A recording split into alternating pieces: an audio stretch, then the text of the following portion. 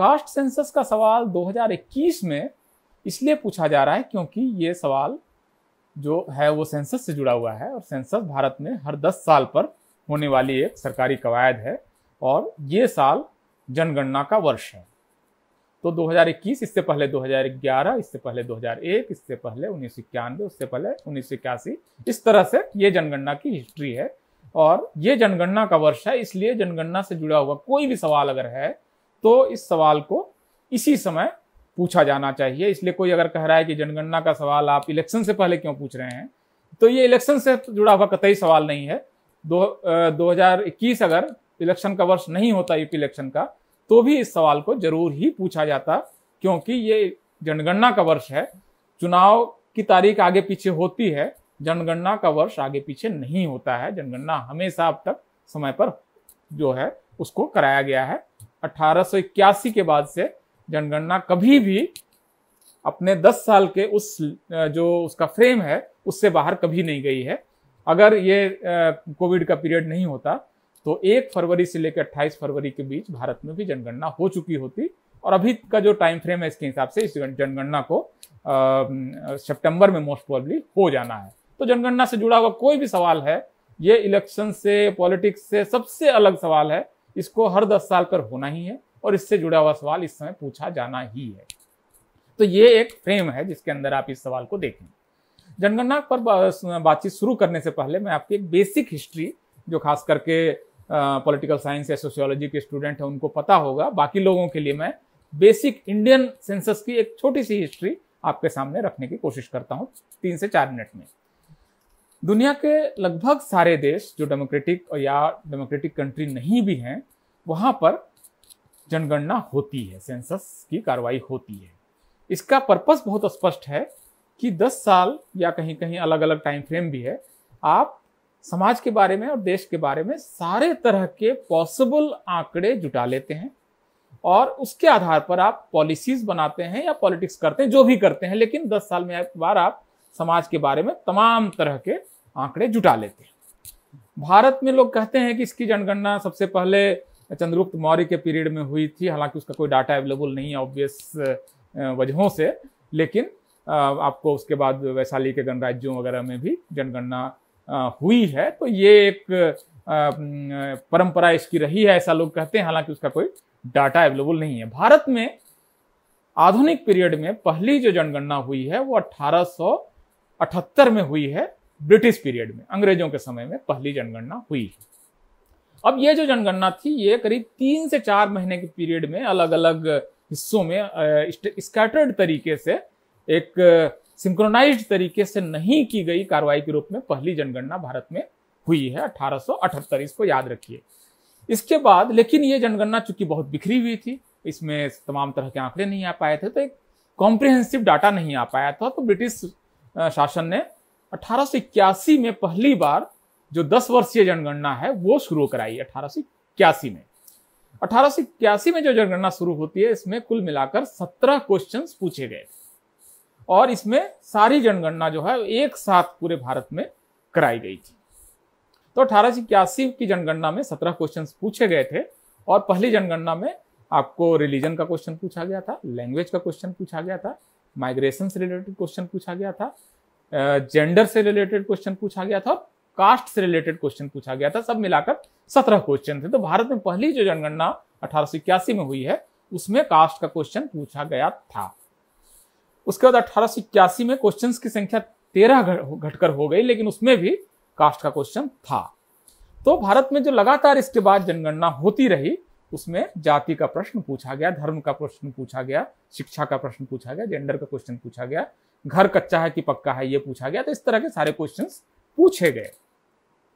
1881 इसके बाद आपको 1901 तक, मतलब 1881, 1891, 1901 ये जनगणना लगातार होती। 1902 में आप देखेंगे कि शाहू जी महाराज, जो कोल्हापुर नरेश उस समय थे और छत्रपति शिवाजी महाराज के वंशज वो हैं, उन्होंने अपने राज्य में पहली बार जो गैर ब्राह्मण जातियां हैं उनके लिए सरकारी नौकरियां जो हैं, राज्य की जो नौकरियां, उसमें 50% सीटें रिजर्व कर दी। अब ये जो रिजर्वेशन आया, इसके लिए जो डाटा उन्होंने कलेक्ट किया, ये सारा डाटा उनको इन्हीं सेंसस के फिगर्स से मिला कि कुल मिलाकर उनको पता चला कि मराठा इतना है, कुंभी इतने हैं, महार इतने हैं, मांग इतने हैं, माली इतने हैं। ये सारा डाटा उनके पास आया और इसके ब्राह्मण कितने हैं और कायस्थ कितने हैं, ये सारा डाटा आया। और इसके बाद उनके पास एक दूसरा डाटा था कि जो कोल्हापुर के सरकारी जो नौकर हैं, सरकारी कर्मचारी हैं, वो उनका कास्ट का फिगर आया। ये दोनों फिगर जब उन्होंने सामने सामने रखा तो उनको पता चला कि कोल्हापुर की लगभग सारी आबादी, बहुत छोटी सी आबादी, 5-7% के अलावा सारी आबादी जो जिसको आज की तारीख में शेड्यूल्ड कास्ट या ओबीसी कहते हैं या डीएनटी या शेड्यूल्ड ट्राइब करते हैं, उनकी है। जबकि सरकारी जो नौकरियां हैं उसमें 90 से 92%, 95% तक एक ब्राह्मण जातियों के और कुछ कायस्थ जातियों के लोग हैं। ये असंतुलन उनको साहू जी महाराज को नजर आया। तो इसके आधार पर उन्होंने रिपोर्ट बनाई और वो सारा कुछ इतिहास है आपके पास अवेलेबल है, उसको लेकर काफी बुक्स हैं कि किस तरह से उन्होंने फिर पहली बार उन्होंने आरक्षण लागू किया अपने राज्य में 1902 में। तो आप समझ सकते हैं कि किस तरह से सेंसस और कास्ट का सवाल और कास्ट सेंसस का सवाल सोशल जस्टिस और रिजर्वेशन के सवालों से जुड़ा हुआ सवाल है। साहू जी महाराज जिन्होंने बाबा साहब अम्बेडकर की शिक्षा का भी बंदोबस्त किया, उनकी पहली जो पत्रिका थी मूक नायक, उसके लिए उन्होंने पहला सीड कैपिटल 2000 रुपये, जो उस समय बड़ी रकम थी, वो दिया बाबा साहब को। उन्होंने कहा कि सारे वंचितों का नेता। साहू जी महाराज की विरासत आप जानते हैं कितनी गौरवशाली विरासत है। तो उन्होंने इस कास्ट सेंसस के डाटा का इस्तेमाल अपने यहाँ रिजर्वेशन देने में किया। तो भारत में रिजर्वेशन की जो हिस्ट्री है वो कास्ट सेंसस की हिस्ट्री से जुड़ी हुई है। ये कास्ट सेंसस की हिस्ट्री का एक पार्ट है। अब इसके बाद जनगणना तो लगातार जारी रहती है। 1911 में होती है, 1921 में होती है, 1931 में होती है और 1941 में भी जनगणना का कार्य शुरू होता है। लेकिन 1941 की जनगणना सेकेंड वर्ल्ड वॉर के कारण कंप्लीट नहीं होती है और उसका जो आंकड़ा है वो कलेक्ट नहीं किया जा सकता है, टेबुलेट नहीं किया जा सका। इस वजह से इन सारी जनगणनाओं में क्योंकि कास्ट का आंकड़ा है, तो 1931 की जनगणना, इस तारीख को बहुत गौर से आप याद रखिए, बहुत इंपॉर्टेंट है कि 1931 की जनगणना आखिरी जनगणना है जिसमें कि जाति के आंकड़े इकट्ठा किए गए। आज की तारीख में जो तमाम राजनीतिक विश्लेषक कहते हैं कि इस राज्य में इस सीट पे इतने ब्राह्मण हैं, इसमें यहाँ इतने कायस्थ हैं, इतने यादव हैं, इतने कुर्मी हैं, इनके पास कोई डाटा नहीं है, इनके पास कोई भी इस तरह का कॉम्प्रिहेंसिव फिगर नहीं है। ये सब कुछ 1931 के आंकड़े के आधार पर, और उसको चूंकि बहुत कम लोग देखते हैं तो बना के वो अपने ढंग से अपने अपने कास्ट, अपने अपने संख्या बढ़ाकर, जो लिखने वाला होता है रिपोर्टर, वो अपनी जात की संख्या बढ़ाकर वो बताता है। और तमाम अगर दावों को माने तो हर कंस्टिट्यूएंसी में हर जात अपनी दूसरी दोगुनी संख्या में मौजूद है, क्योंकि सबका क्लेम इस तरह से है। तो 1931 एक बहुत इंपॉर्टेंट वर्ष है जिस समय की आखिरी जनगणना होती है जिसमें कि कास्ट से जुड़े हुए सारे आंकड़े इकट्ठा किए जाते हैं। तो देखिए, मैंने आपको बताया कि 1878, फिर 1881 एक महत्वपूर्ण साल है जिसमें कि हर 10 साल की जनगणना शुरू होती है। फिर 1901 तक की जनगणना होती है जिसके आंकड़ों के आधार पर भारत में पहली बार रिजर्वेशन लागू होता है। फिर 1931 का वर्ष आता है जिसमें कि जनगणना जो है वो कास्ट के आधार पर उसमें आंकड़े इकट्ठा किए जाते हैं, जो आखिरी जनगणना है जिसमें कि हर जाति को गिना गया है, हर कास्ट को गिना गया है, इसमें किसी जात को छोड़ा नहीं गया है। और उसके आंकड़ों का आपको ज्यादातर यूनिवर्सिटी की लाइब्रेरी में 1931 की जनगणना अवेलेबल है। वेबसाइट पर भी आप ढूंढेंगे 1931 की जनगणना, तो थॉमस पिकेटी ने, जो पेरिस यूनिवर्सिटी के प्रोफेसर हैं, उन्होंने भी अपनी वेबसाइट पर डाला है। तो ये जनगणना की रिपोर्ट आपको 1931 की जनगणना की रिपोर्ट आपको मिल जाएगी। उसी के आधार पर भारत में अब भी पॉलिसी बनती है। अब 1931 मैंने आपको बताया, अब 1941 में मैंने आपको बताया कि क्यों कास्ट की गिनती होने के बावजूद जनगणना की रिपोर्ट क्यों कंपाइल नहीं की गई, उसको क्यों टेबुलेट नहीं किया जा सका। और उसके बाद का वर्ष आपको 1941 के बाद 1951 आता है। अब 1941 से 1951 के बीच में भारत आजाद होता है, भारत में संविधान लागू होता है और भारत में पहली कैबिनेट बन जाती है। अब 1951 की जनगणना होनी है। 1951 की जनगणना में भारत की सरकार, जो पंडित जवाहरलाल नेहरू की सरकार है, वो ये फैसला करती है कि जनगणना के बाकी सवाल तो हम पूछेंगे, लेकिन जो कास्ट का सवाल है इसको हम नहीं पूछेंगे। 1951 पहली जनगणना है भारत के जनगणना के इतिहास में जिसमें सरकार ये फैसला करती है कि हम जनगणना से जुड़ा हुआ कोई, जाति से जुड़ा हुआ कोई प्रश्न इस जनगणना में नहीं पूछेंगे। इसके पीछे तर्क क्या था? तर्क उस समय की सरकार का ये था कि हम एक मॉडर्न जो डेमोक्रेसी है उसमें जा रहे हैं, आधुनिकता में जा रहे हैं, नए समय में जा रहे हैं, नए लोकतंत्र में जा रहे हैं। तो कास्ट का जो क्वेश्चन है इसको हम पीछे छोड़ देते हैं। हम मान के चलते हैं कि अब एक नागरिक की पहचान है, जो भारतीय पहचान है, वो सबसे महत्वपूर्ण पहचान होगी और कास्ट की पहचान धीरे धीरे पीछे चली जाएगी। तो हम कास्ट की गिनती नहीं करते हैं। तो 1951 में भारत सरकार के इस फैसले के बाद भारत में कास्ट सेंसस का चलन बंद हो जाता है। लेकिन ये कहना पूरी तरह से सच नहीं है। इसमें आपको मैं अपने ही सेंटेंस का एक क्वालिफायर दे रहा हूं। भारत सरकार ने यह फैसला किया तो कि कास्ट से जुड़ा हुआ क्वेश्चन नहीं पूछा जाएगा, लेकिन इसका मतलब यह नहीं है कि कास्ट की गिनती बंद हो गई। सरकार ने फैसला किया कि एससी और एसटी से जुड़ा हुआ सवाल पूछा जाएगा। हर जो जनगणना का कर्मी आएगा वो जाएगा, ये प्रश्न पूछेगा कि आप एससी एसटी हैं कि नहीं है, और उसके बाद उनकी कैटेगरी पूछी जाएगी। तो जाति की जनगणना भारत में कभी भी पूरी तरह से बंद नहीं हुई। एससी एसटी की गिनती अभी भी होती है और इस साल जो जनगणना होने वाली है इसमें भी एससी और एसटी का सवाल पूछा जाएगा। तो कंटिन्यूअसली आप कास्ट का क्वेश्चन पूरी तरह से आप सेट असाइड नहीं करते हैं, आप सिलेक्टिवली कास्ट का सवाल पूछते हैं।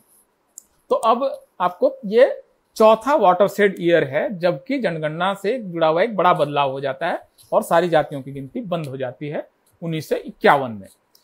इसके बाद 1951 आता है, फिर 1961 आता है, 1971 आता है। इस बीच में एक चीज और हो जाती है, जो संविधान में आर्टिकल 340 है, जिसमें कि ये कहा गया है कि एक केंद्र सरकार जो सरकार है वो एक आयोग का गठन करेगी जो सोशली और एजुकेशनली बैकवर्ड क्लासेस का पता लगाएगी और उनसे जुड़ी हुई नीतियां बनाएगी।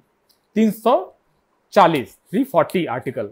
बहुत सारे लोग कहते हैं कि बाबा साहब ने ओबीसी के लिए क्या किया, तो उनको देखना चाहिए कि आर्टिकल 340 जो कॉन्स्टिट्यूशन में आया है उससे जुड़ी हुई डिबेट आप देखेंगे तो 340 बाबा साहब ने कितना एफर्ट किया। और बाबा साहब का बल्कि आप और ज्यादा कुछ मत देखिए, बाबा साहब का रेजिग्नेशन लेटर जो हर जगह मौजूद है, उनके वॉल्यूम में भी और वेबसाइट पे भी, उसको पढ़िए। बाबा साहब ने अपने रेजिग्नेशन की जो 3 वजहें बताई थी उसमें से दूसरी वजह जो है वो वजह बताते हैं कि हमने आर्टिकल 340 तो कॉन्स्टिट्यूशन में शामिल कर लिया, मैं कैबिनेट का मेंबर हूं, मैं लॉ मिनिस्टर हूं और मैं इस लॉ मिनिस्ट्री में रहते हुए भी ओबीसी जो बैकवर्ड क्लासेस से जुड़ी हुई सरकार की पॉलिसी है उसको मैं बना नहीं पा रहा हूं, सरकार गठन नहीं कर रही है पिछड़ा वर्ग आयोग का और इसकी वजह से मैं इस्तीफा देता हूं। तो बाबा साहब ने पिछड़े वर्गों के लिए इस्तीफा दिया। हिंदी कोड बिल इसकी दूसरी वजह थी। तो बाबा साहब के योगदान को याद करते हुए हमें याद रखना चाहिए कि बाबा साहब ने पिछड़े वर्गों के आरक्षण के लिए इस्तीफा दिया है। जो 3 वजह हैं उसमें दूसरी सबसे बड़ी वजह उन्होंने बताई है कि पिछड़े वर्गों के लिए आरक्षण नहीं। बाबा साहब का रेजिग्नेशन लेटर कोई ऐसी चीज नहीं जो छुपा हुआ है, कोई भी आदमी इसको पढ़ सकता है और देख सकता है कि उन्होंने आर्टिकल 340 और ओबीसी के लिए क्या किया है। बाबा साहब ने, कोई भी अगर प्रश्न पूछे आपसे कि बाबा साहब ने ओबीसी के लिए क्या किया, तो आप कहना चाहिए कि आप बाबा साहब का रेजिग्नेशन लेटर पढ़िए। उन्होंने लॉ मिनिस्टर से इस्तीफा दिया ओबीसी के लिए, इस देश के पिछड़ों के लिए। वो बहुत बड़ा व्यक्तित्व है, वो उनकी कल्पना में सारा देश था। वो अपनी जात या शेड्यूल कास्ट या इससे और या मुसलमान तक सीमित नहीं थे या माइनॉरिटी तक, वो सबको साथ लेकर चलने की उनकी परिकल्पना थी। खैर, जनगणना पर लौटते हैं।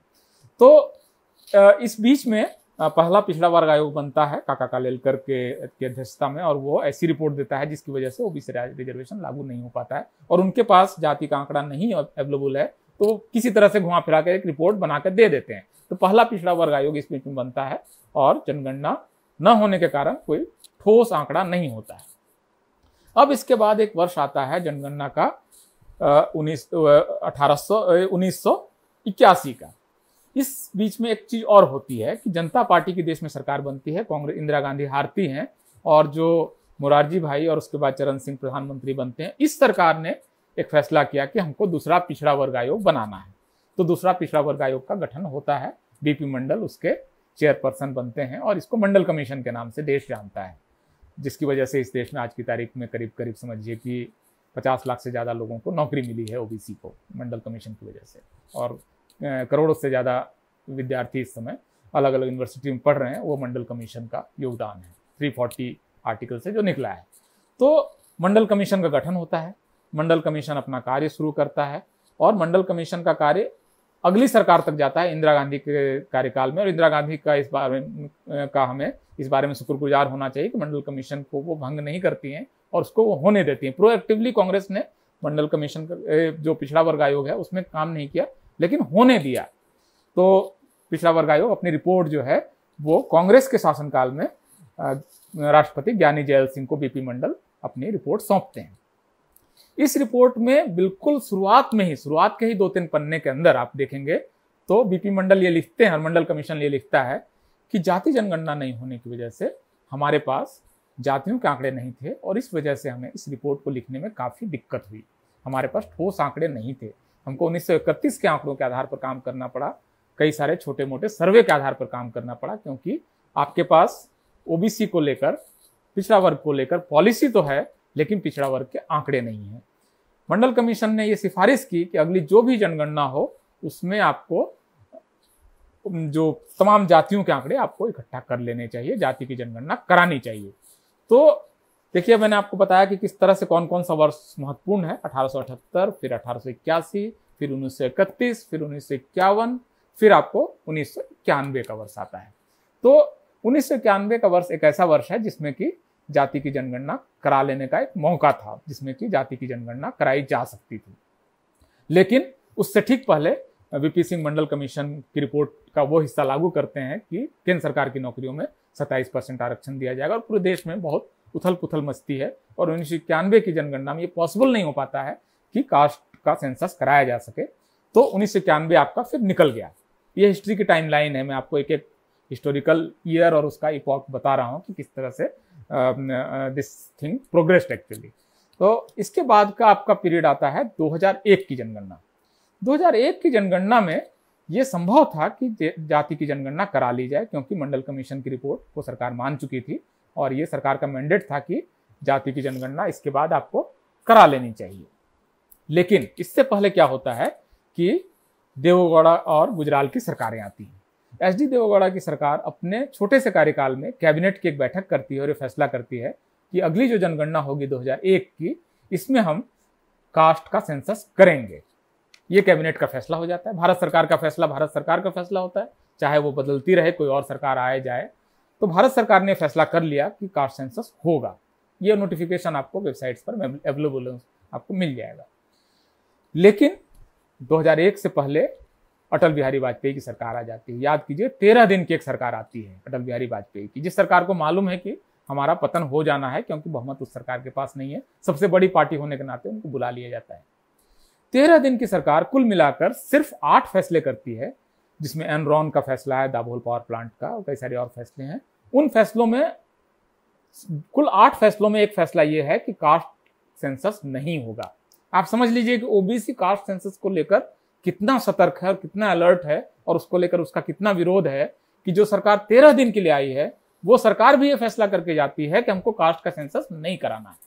वाजपेयी की सरकार ये फैसला करती है और देवगौड़ा सरकार के फैसले को पलट देती है। और उस समय लालकृष्ण आडवाणी गृह मंत्री थे भारत के, और उन्होंने ये फैसला किया कि कास्ट सेंसस नहीं कराएंगे। सेंसस हमेशा होम मिनिस्ट्री के अंडर में आता है। तो इस तरह से 2001 का भी वर्ष निकल गया।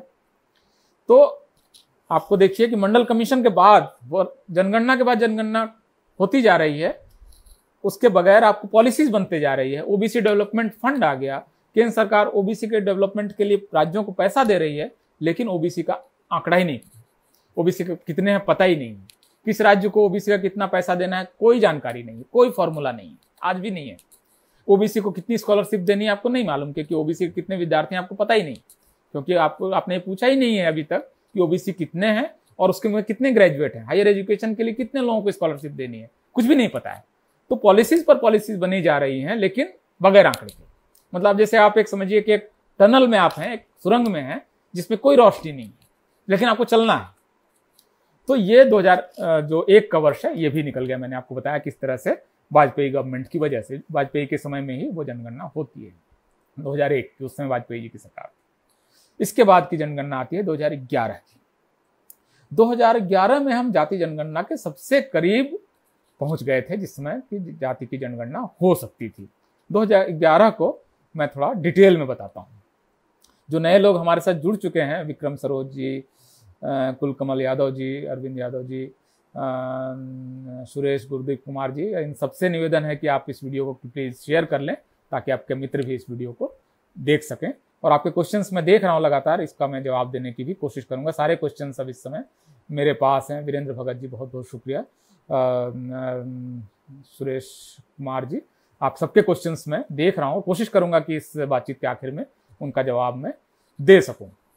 तो ये जो 2011 का वर्ष था, इससे पहले भारत में ओबीसीज के अंदर में, क्योंकि देख रहे थे ओबीसीज देख रहे थे कि लगातार पॉलिसीज बनने में दिक्कत हो रही है, हमको आरक्षण का लाभ नहीं मिल रहा है, स्कॉलरशिप्स नहीं मिल रही हैं, ओबीसी को बैंक का लोन नहीं मिल रहा है, ये सारे सवाल, ओबीसी बिजनेसमैन को बिजनेस करने में दिक्कत आ रही है, ये सारे सवाल उठने लगे थे। खास करके तमिलनाडु में, आंध्र प्रदेश में, कर्नाटक में, जहाँ पर ओबीसी की चेतना बहुत ज़्यादा है, केरल में, फिर आपको एक लेवल तक महाराष्ट्र में जहाँ ओबीसी बहुत जागरूक हैं। इन सारे राज्यों में जो ज़्यादा पढ़े लिखे राज्य भी हैं, यहाँ से ओबीसी के सेंसस की मांग उठने लगी थी बहुत एग्रेसिव तरीके से, जोरदार तरीके से। तो इसको लेकर पार्लियामेंट में एक बहस आयोजित होती है 6 और 7 जून 2010 में, और इसमें 40 के आसपास, मेरे ख्याल से एग्जैक्ट नंबर 42 है, इतने वक्ताओं ने इसमें अपनी बात रखी। 2 दिन पूरी बहस चलती है, लगभग 10-10, 12-12 घंटे की बहस है, और इसमें सारे लोग पार्टिसिपेट करते हैं, सारी पार्टियां पार्टिसिपेट करती हैं। इसमें आप देखेंगे बहुत बड़े बड़े टावरिंग, बहुत दिग्गज पार्टिसिपेट करते हैं। आपको इसमें लालू यादव पार्टिसिपेट करते हैं, गोपीनाथ मुंडे पार्टिसिपेट करते हैं बीजेपी की तरफ से, सीपीएम की तरफ से रामचंद्र दोम पार्टिसिपेट करते हैं, शरद यादव इसमें पार्टिसिपेट कर रहे हैं इस बहस में, हुकुमदेव नारायण यादव जी हैं, आपको संदीप दीक्षित हैं कांग्रेस की तरफ से, सारी पार्टियां, आपको बीएसपी की तरफ से दारा सिंह चौहान थे इसमें, सपा की तरफ से इसमें आपको मुलायम सिंह यादव, जैसे मैंने आपको बताया ही है। तो ये सारे नेता के 40 अलग अलग जो नेता हैं वो इसमें पार्टिसिपेट करते हैं। और 6 और 7 जून की आप पार्लियामेंट की अगर कार्यवाही वेबसाइट पे देखेंगे, लोकसभा की साइट पर, तो आपको दिखेगा कि इसमें हर नेता ने, हर वक्ता ने कास्ट सेंसस का सपोर्ट किया, और भारत में पहली बार लोकसभा के अंदर में कास्ट सेंसस कराने पर आम सहमति बन गई। अब जब आम सहमति बन ही गई तो मनमोहन सिंह ने, उससे पहले आपको यूपीए की मीटिंग होती है जिसमें सोनिया गांधी कहती है कि कास्ट सेंसस हमें कराना पड़ेगा, कराना चाहिए। इसके बाद मनमोहन सिंह इसकी घोषणा करते हैं लोकसभा में आके कि लोकसभा की जो भावना है, हाउस का जो सेंस है, इसके हिसाब से सेंसस से जुड़ा हुआ फैसला कराया जाएगा। तो सारे लोग निश्चिंत हो गए। इसके पीछे बहुत सारे लोगों ने जमीनी काम किया है, जैसे जनहित अभियान जैसे संगठन है, भाई राजनारायण है, इन सारे लोगों ने दिल्ली में बहुत सारे सेमिनार कराए। महाराष्ट्र में आंदोलन चला कि अगर जाति की जनगणना नहीं होगी तो हम जनगणना कर्मियों को अपने घर में घुसने नहीं देंगे। तमाम तरह के आंदोलन इस बीच में चले, और आपको खास करके साउथ में तो बहुत इसको लेकर बहुत एग्रेसिव किस्म का मूवमेंट चला। ज़्यादा पढ़े लिखे लोग हैं, अपने अधिकारों को लेकर सचेत लोग हैं। तो पूरे देश में सारी पॉलिटिकल पार्टीज का कंसेंसस बन जाता है, और लगता है कि 2000 ऐसा समझ में आया हम सारे लोगों को कि 2011 में जाति की गिनती होगी। हम सारे लोग बेफिक्र थे कि हो गया, सरकार का फैसला हो गया, अब संसद से ऊपर क्या है इस देश में। लेकिन संसद से ऊपर इस देश में एक और चीज़ है, वो है इस देश में कास्ट की सत्ता, सामाजिक सत्ता। बहुत सारे फैसले होते हैं सरकार के, सुप्रीम कोर्ट के, जो लागू नहीं होते हैं क्योंकि समाज की सत्ता उसके खिलाफ होती है। और जो समाज की सत्ता है, ब्यूरोक्रेसी, जुडिशियरी, मीडिया, इन सारे इंस्टीट्यूशन के जरिए रिफ्लेक्ट होती है। तो मीडिया ने इसके बाद कास्ट सेंसस के खिलाफ लगातार कैंपेन चलाना शुरू किया, और ब्यूरोक्रेसी उसमें एक्टिव हुई। जो उस समय सेंसस कमिश्नर थे चंद्रमौली साहब, उन्होंने बाकायदा एक रिपोर्ट भेज दी कि हम नहीं करा पाएंगे, संभव नहीं है। चिदम्बरम साहब उस समय होम मिनिस्टर थे, उन्होंने कहा कि हाँ लगता तो है कि नहीं हो पाएगा। वित्त मंत्री थे उस समय प्रणब मुखर्जी, उनके नेतृत्व में एक ग्रुप ऑफ मिनिस्टर्स बना दिया गया विचार करने के लिए, भाई हो पाएगा कि नहीं हो पाएगा। और इन सारे लोगों ने षड्यंत्र करके, जिसमें कांग्रेस की सरकार थी उस समय, कांग्रेस पर ये पाप है उन पर कि उन्होंने जाति की जनगणना नहीं होने दी 2011 में, जबकि इसको लेकर उनके पास कंसेंसस था, आम सहमति थी, कोई विरोध नहीं हो रहा था। इसके बावजूद उन्होंने जाति की जनगणना नहीं होने दी, कांग्रेस की सरकार ने उस समय। और उन्होंने ये फैसला किया कि 2011 की जनगणना में कास्ट की गिनती नहीं करते हैं, कास्ट के लिए एक अलग से सेंसस करा देते हैं। इसके लिए उन्होंने 3000 करोड़ का बजट भी सैंक्शन कर दिया। और जो बीपीएल सेंसस उस समय चल रहा था, उसमें उन्होंने कहा कि कास्ट को भी बीपीएल सेंसस के साथ, सर्वे के साथ करा लेते हैं। अब सर्वे और सेंसस अलग अलग तरह की चीज़ है, जाहिर है, लेकिन कांग्रेस ने ये काम किया और उन्होंने भारत में जाति की जनगणना नहीं होने दी और एक फर्जी किस्म की गिनती का एक सिलसिला शुरू कर दिया और त्रिपुरा के एक गांव से उन्होंने इस सेंसस की शुरुआत कर दी, जिसमें कि कोई टाइम लिमिट नहीं थी। भाई सेंसस में होता तो 28 दिन में पूरा हो जाता। 1 फरवरी को शुरू होता, 28 फरवरी को जनगणना खत्म हो जाती। 28 दिन में आपके आंकड़े आ जाते, दूसरे साल से आपके पास आंकड़े आने शुरू हो जाते। इन्होंने एक ऐसी जनगणना शुरू करा दी जिसका कोई टाइम लिमिट नहीं थी, जिसमें सरकारी कर्मचारी शामिल नहीं होते थे, जिसको सेंसस एक्ट 1948 से के अंदर भी नहीं रखा। इसकी वजह से आप इसमें शिक्षक नहीं इंक्लूड कर सकते हैं। जो मतलब राइट टू एजुकेशन एक्ट है उसके तहत यह है कि सेंसस और इलेक्शन के अलावा किसी काम में आप सरकारी शिक्षक को इन्वॉल्व नहीं कर सकते। तो आपने शिक्षकों को इन्वॉल्व नहीं किया। आपने ये काम किनको दे दिया? आंगनवाड़ी वर्कर को, एनजीओ वर्कर को, प्राइवेट कंपनियों को, लोगों को आपने लगा दिया कि सेंसस करके आओ। अभी एक आदमी, आप समझिए कि यूपी में कानपुर का एक आदमी है, वो गोरखपुर में जाके सेंसस कराया। वही शिक्षक जब जनगणना करता है तो अपने जिले में, अपने इलाके में जाता है, उसको पता होता है कौन क्या है। अब बाहर का एक आदमी, एनजीओ का कर्मी, आंगनवाड़ी का कर्मचारी, इन सबको भेजकर कांग्रेस की सरकार ने जनगणना शुरू करा दी। उसका बजट लंबा होता चला गया, साल दर साल खींचते चला गया। इस बीच में मनमोहन सिंह की सरकार चली गई और मोदी जी की सरकार आ गई। अब मोदी जी की जो सरकार आई, उन्होंने कहा कि यस सेंसस चल रहा है, होने देते हैं। अब 1 साल उनका भी निकल गया। अब इसके बाद उन्होंने तमाम जनगणना कहा कि अब जनगणना तो पूरी हो गई। कितना खींचते उसको? 5 साल तक जनगणना चलती रही, जो काम 28 दिन में पूरा होता है। आप समझ रहे हैं कितना षड्यंत्र इसके पीछे है। तो इसके बाद अब आंकड़े आ गए। अब अरुण जेटली एक दिन अचानक से दिल्ली में प्रेस कॉन्फ्रेंस करते हैं और कहते हैं कि जाति की जनगणना तो हो गई है, लेकिन उसमें 9 करोड़ गलतियां आई हैं और 43 लाख जातियों की लिस्टिंग हो गई है। अब इस जनगणना का हम क्या करें? तो जनगणना की रिपोर्ट जारी नहीं हो पाएगी। तो लेकिन अब 5,000 करोड़ रुपए खर्च हो गए थे, 4,893 करोड़ रुपए एग्जैक्ट अगर फिगर आपको बताऊं तो 4,893 करोड़ रुपए खर्च हो गए। जनगणना हो गई, लेकिन आंकड़े तो जारी नहीं हो सकते क्योंकि 9 करोड़ गलतियां हैं और 43 लाख जातियां और गोत्र के नाम आ गए हैं। तो उन्होंने कहा कि ऐसा करते हैं कि जो नीति आयोग है उसके deputy chairperson professor Arvind Panagariya की एक कमेटी बना देते हैं। ठीक है भाई साहब। तो अरविंद पनगड़िया की कमेटी बन गई। उन्होंने कहा कि 3 सदस्यीय कमेटी बना देते हैं। ठीक है। तो लेकिन अब बाकी 3 कमेटियों में तो बाकी 2 मेंबर की घोषणा करनी पड़ेगी। तो मोदी सरकार ने बाकी 2 कमेटी के मेंबर की घोषणा कभी की ही नहीं। 2 साल बाद अरविंद पनगड़िया साहब दरअसल आए थे कोलंबिया यूनिवर्सिटी से, इकोनॉमिक्स के प्रोफेसर हैं कि भारत की इकोनॉमी को चलाएंगे।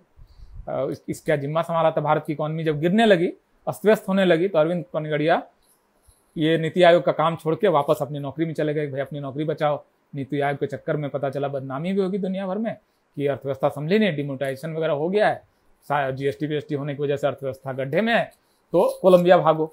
अब अरविंद पनगड़िया साहब, जिनको जिम्मा था कि कास्ट सेंसस की गड़बड़ियों को ठीक करके सेंसस की रिपोर्ट जारी करनी है, अरविंद पनगड़िया साहब वापस भाग गए कोलंबिया यूनिवर्सिटी। और पनगड़िया कमेटी की कोई बैठक हुई नहीं, एक भी बैठक नहीं हुई, क्योंकि बाकी 2 सदस्यों के नाम मोदी साहब ने अनाउंस ही नहीं किए। तो उसके बाद एक दिन एक प्रेस रिलीज आती है, जनगणना का कार्य पूरा हो चुका है, कास्ट सेंसस का 4,893 करोड़ रुपए खर्च हो चुके हैं और अब इससे जुड़ा हुआ कोई आंकड़ा नहीं आएगा। तो ये मतलब जाति जनगणना की मांग पर भी इन्होंने 4,893 करोड़ रुपए खा लिए और एनजीओ को बांट दिया, हैंड हेल्ड डिवाइस खरीद लिए जिसको बाद में फेंक दिया गया और कम से कम 2 से 3 हजार करोड़ का इसमें घोटाला भी हो गया और आंकड़े भी नहीं आए। तो 2011 की जनगणना इस तरह से आपकी खराब हो गई। अब 2021 आ गया। अब इसके बाद का समय आखिरी जनगणना। इसमें एक इससे पहले 2018 में, क्योंकि 2019 में आपको चुनाव होना है, 2019 में चुनाव से पहले एक दिन राजनाथ सिंह अचानक से एक दिल्ली में प्रेस कॉन्फ्रेंस करते हैं और ये कहते हैं कि अगली जो जनगणना होगी उसमें हम ओबीसी की गिनती कराएंगे। ये रिपोर्ट आप देख सकते हैं, सारी वेबसाइट पे अवेलेबल है। आप राजनाथ सिंह और ओबीसी सेंसस डालेंगे अगर गूगल सर्च में तो वो रिपोर्ट निकल के आ जाएगी। Times of India, LinkedIn India Express, हर जगह रिपोर्ट हुई है। तो उन्होंने कहा कि ओबीसी की जनगणना तो हम कराएंगे जी। बहुत अच्छा, आपको चुनाव से पहले ओबीसी को लुभाना था, आपने बोल दिया। अब 2019 का चुनाव आपने जीत लिया और नरेंद्र मोदी ने अपने हर तीसरी सभा में कहा कि मैं पिछड़ी जाति का हूँ, मैं नीच हूँ। प्रियंका गांधी मुझे नीच क्यों कहती है, मैं नीच जाति में पैदा हुआ हूँ तो क्या मैं नीच हूँ, मैं पिछड़ी माँ का संतान हूँ, ये करने लगे मोदी साहब अपने हर तीसरे चौथे भाषण में। तो ये करते हुए और ओबीसी सेंसस हम कराएंगे और ओबीसी आयोग को हम संवैधानिक दर्जा देंगे वगैरह वगैरह करके इन्होंने 2019 का चुनाव सांप्रदायिक माहौल में पुलवामा के बाद एक राष्ट्रवाद का उभार करके और ये ओबीसी का सवाल और ओबीसी का कि हम ही असल में हैं करके उन्होंने चुनाव अपना निकाल लिया। अब इसके बाद 2021 में जनगणना सामने आ गई। अब भाई कराना पड़ेगा, ओबीसी का सेंसस आपने अनाउंस किया है, भारत सरकार के तत्कालीन गृह मंत्री ने अनाउंस किया है, तो आपको कराना चाहिए। लेकिन अब 2021 का जो क्वेश्चनर हम सबके सामने है उसमें हम देखते हैं कि जनगण जाति का कॉलम फिर गायब। अब लोगों ने पूछा ये क्या हुआ, तो सरकार के मुंह अब सिल गए हैं, जिप, मतलब अब कुछ नहीं बोलना है इस बारे में, चुपचाप। अब इस तरह से आप देखेंगे तो 2021 में भी जनगणना नहीं होगी। ओबीसी से रिलेटेड रिजर्वेशन से लेकर OBC development fund, OBC scholarship, OBC का राज्यों को दिया जाने वाले विकास का पैसा, सब कुछ होगा। ओबीसी से रिलेटेड पॉलिसीज बनेंगी। इस बीच में ईडब्ल्यूएस से रिलेटेड भी पॉलिसीज बन गई कि 10% रिजर्वेशन देंगे। अब किसी राज्य में जो ईडब्ल्यूएस के अंदर जो जातियां आती हैं या जो वर्ग आते हैं उनमें किसी राज्य में 3% है, किसी में 5% है। वहां आपने केंद्र सरकार ने धक्का लगा के हर राज्यों में 10% रिजर्वेशन लागू करवा दिया। अब जैसे तमिलनाडु में 3% है अपर कास्ट, वहां जब कहा गया कि भाई 10% रिजर्वेशन दो, तो तमिलनाडु सरकार, उस समय एनडीए की सरकार थी, उन्होंने कहा नहीं दे सकते और डीएमके ने विरोध कर दिया। तमिलनाडु में आज भी ईडब्ल्यूएस का आरक्षण नहीं है, आंध्र प्रदेश में ईडब्ल्यूएस का आरक्षण नहीं। उन्होंने कहा कि हमारे यहाँ तो किसी ने जगह कहा हमने यहाँ 3% है, किसी ने कहा 4% है, आप कैसे 10% आरक्षण दे दें उनको। छत्तीसगढ़ में 3 से 4% अपर कास्ट के लोग होंगे, अब वहां उन्होंने 10% रिजर्वेशन लागू कर दिया ईडब्ल्यूएस का। तो ये अगर आंकड़े होते तो आप ये आरक्षण नहीं लागू कर पाते। तो ये इन आंकड़ों के बगैर पॉलिसीज बन रही हैं। आप देखिए, मतलब just see the Audacity of the situation. They have policies for OBCs, they have policies for upper caste, but they don't have any empirical data to support these policies. अभी इन पॉलिसीज को बगैर data के चलाया जा रहा है। 2021 में आप फिर नहीं कराना चाहते हैं। अब इसकी वजह से देखिए 3 से 4 बड़ी समस्याएं खड़ी हो गई।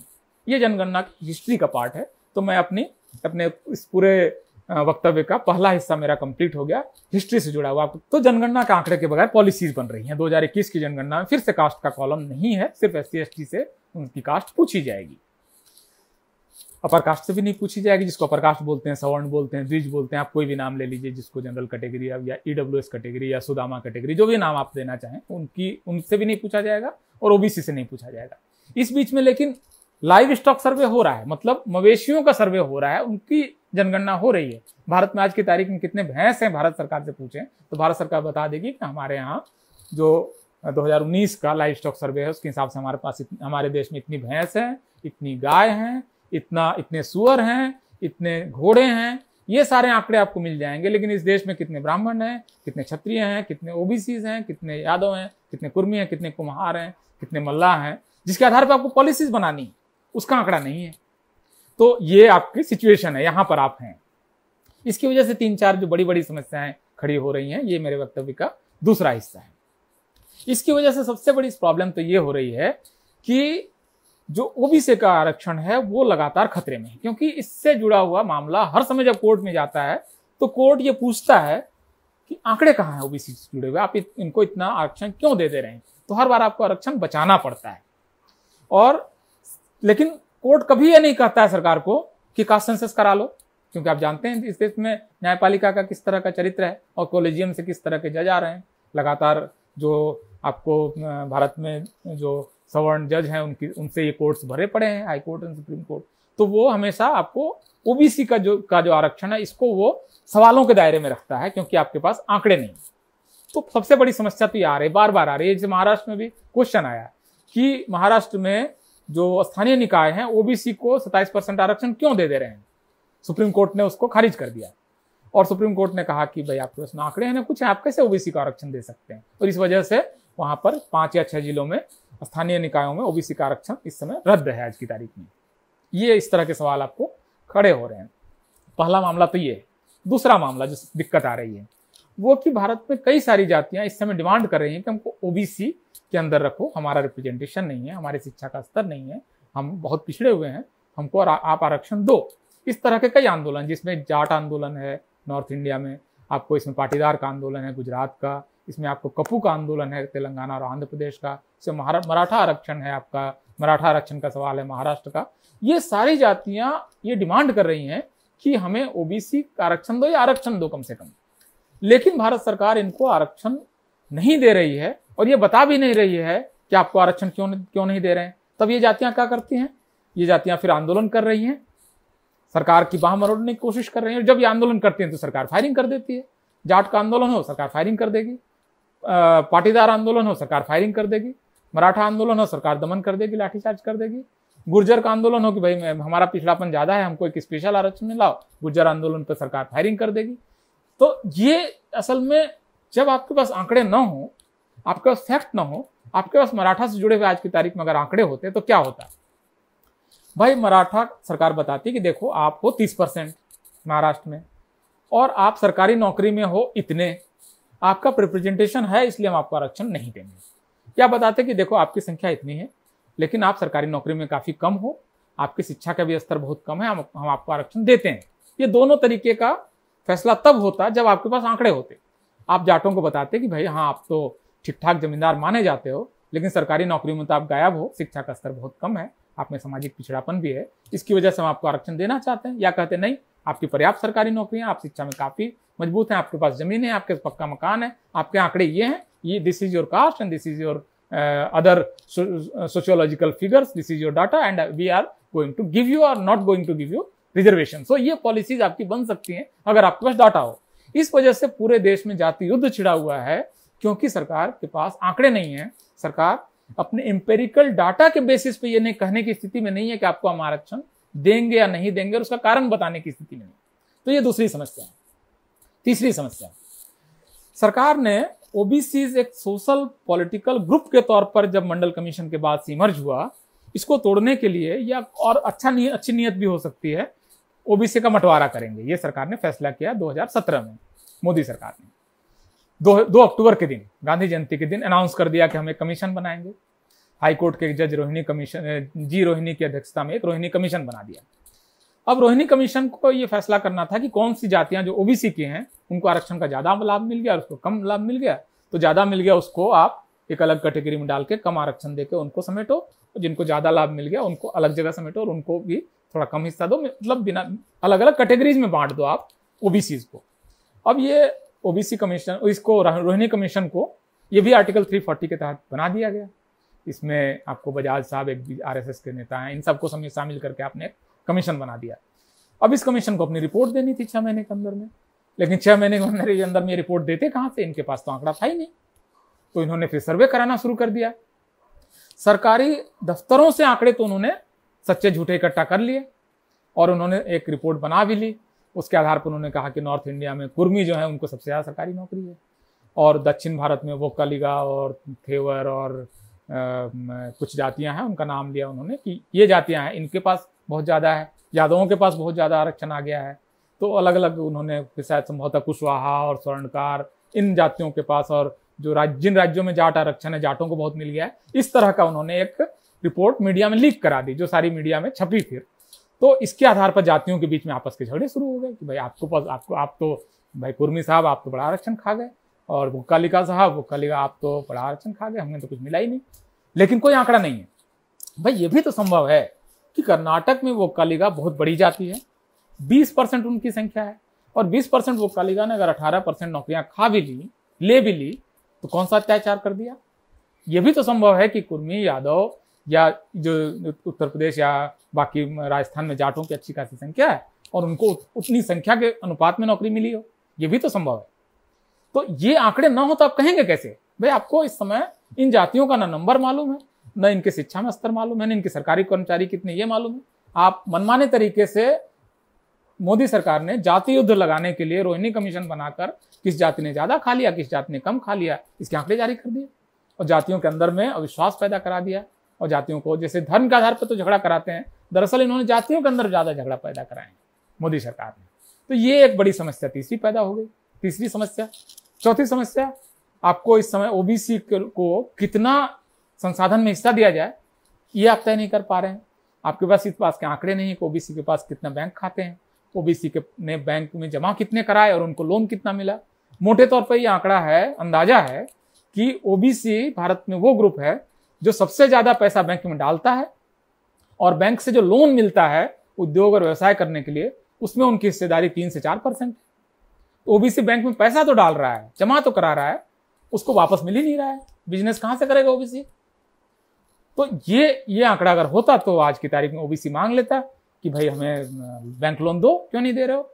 मतलब आप विजय माल्या को आप पहले 3,000 लोन देते हो, नहीं चुकाता है, फिर 5,000 लोन देते हो, नहीं चुकाता है, 9,000 लोन देते हो, नहीं चुकाता है, विदेश भाग जाता है, उसको आप लोन पे लोन दिए जा रहे हो, और ओबीसी के बिजनेसमैन को आप लोन तो दे नहीं रहे हो।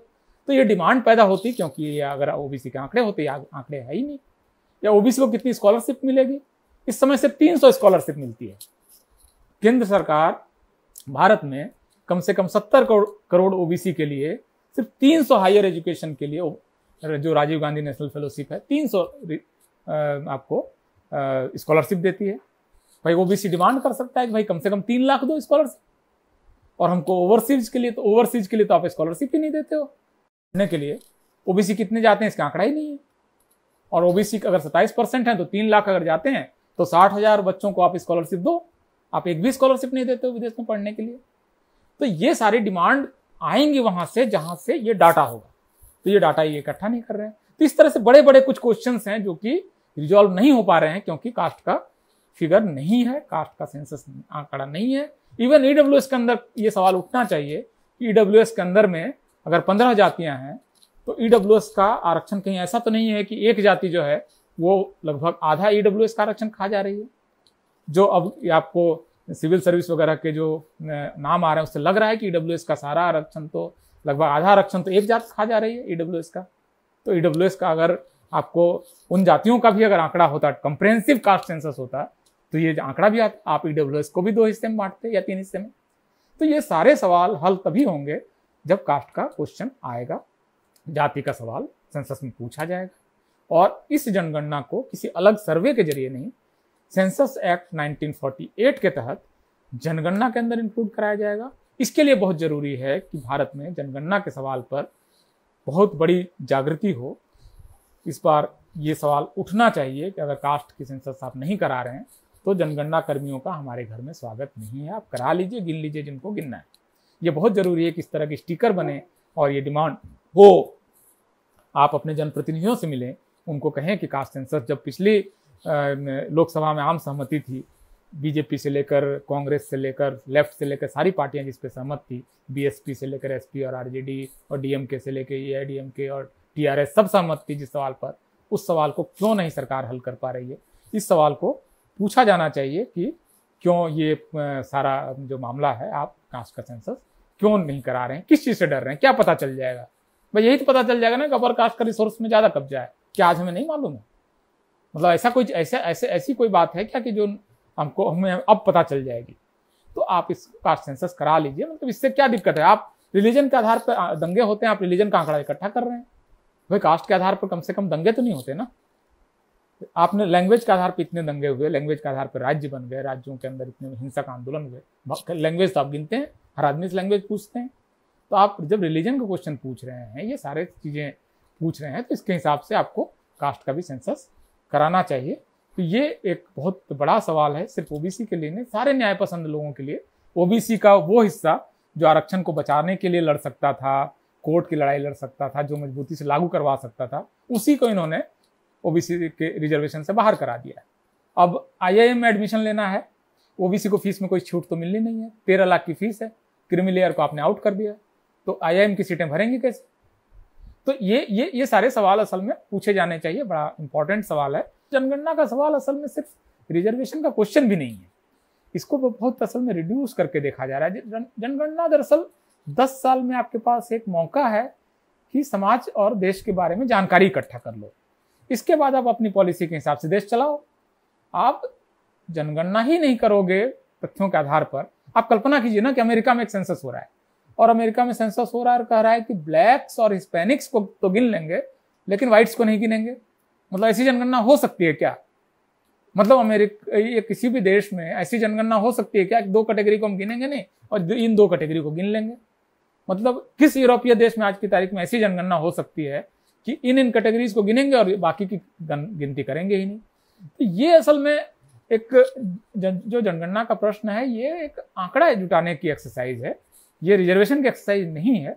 इसके ये फॉल आउट हो सकते हैं, ये इसका रिपरकशन हो सकता है, ये इसका इम्प्लीकेशन हो सकता है, इसका ऑफशूट हो सकता है, लेकिन ये सिर्फ आरक्षण का मामला नहीं है। इसके अलावा हजारों ऐसे सवाल हैं जो आंकड़ों से जुड़े हुए हैं, जो आंकड़ा इकट्ठा कर लेना चाहिए, फिर आप उसका चाहे जो करें। सरकार तो भाई ठीक है ना, आपके पास आंकड़े इकट्ठा हो गए थे अंग्रेजों के पास, अंग्रेजों ने तो आरक्षण नहीं दिया ओबीसी को, तो आपके पास आंकड़े हों उसके बाद आप पॉलिसी बनाइए। तो ये दरअसल आपने जो सही बात है, एक सवाल पूछ रहे हैं अनीश राय साहब के, भाई ईडब्ल्यूएस का आरक्षण आपको 10% देना है, ये 10% क्यों है, 9% क्यों नहीं है, 11% क्यों नहीं है? मतलब आपके पास कौन सा आंकड़ा था जिसके आधार पर आप ये 10% के फिगर पर how you reached at this figure? What is the empirical data you had in your mind or whatever in your census और सर्वे? क्यों 10% दिया आप? भाई हो सकता है 3% देना चाहिए था, या हो सकता है 15% देना था। मतलब आपने 10% क्यों दिया? उसके लिए आपके पास आंकड़े कहाँ थे? तो ये असल में एक बहुत मनमानी हुई है और भारत में एक बहुत बड़ा, मेरे ख्याल से बहुत बड़ा सामाजिक अत्याचार हुआ है। तो एनीवेज, तो ये मुझे मोटे तौर पर अपनी बात कहनी थी कास्ट सेंसस को लेकर, और आपने इतनी बड़ी संख्या में इस वीडियो को आप सुन रहे हैं, बहुत बहुत आभार। और उम्मीद है कि इस बातचीत में साहू जी महाराज का हमने जिक्र किया, बाबा साहब का जिक्र किया, कांसीराम साहब का जिक्र किया, लालू यादव का जिक्र किया, ये सारे लोग, मुलायम सिंह यादव, इन सारे लोगों में अपनी अपनी कमियां खामियां भी रही होंगी, लेकिन इन सबका एक समय में ऐतिहासिक योगदान रहा है। पॉजिटिव नेगेटिव सबके साथ ही कोई भी व्यक्ति बनता है, समग्रता में देखना चाहिए। रामविलास पासवान साहब उस समय कास्ट सेंसस को लेकर काफ़ी मुखर थे। तो ये सारे जो इतिहास के तथ्य हैं, आज की तारीख में गोपीनाथ मुंडे साहब नहीं हैं, बीजेपी में रहे, बहुत सारी नीतियों पर आपको उनसे मतभेद हो सकता है, लेकिन उस व्यक्ति ने बहुत साहस के साथ पार्लियामेंट में खड़े होकर कहा कि हम कास्ट सेंसस चाहते हैं, ये बहुत साहस का काम है। तो ये सारे लोग हमारे एक तरह से आगे टॉर्च लेकर चलने वाले लोग हैं, जिन्होंने अलग अलग समय में अपनी अपनी भूमिकाएं निभाई हैं। तो उन सबको नमन करते हुए, याद करते हुए, गौतम बुद्ध और तथागत गौतम बुद्ध और फुले साहब को और सावित्री माई फुले और फातिमा शेख, इन सबको याद करते हुए मैं अपना वक्तव्य समेटता हूँ।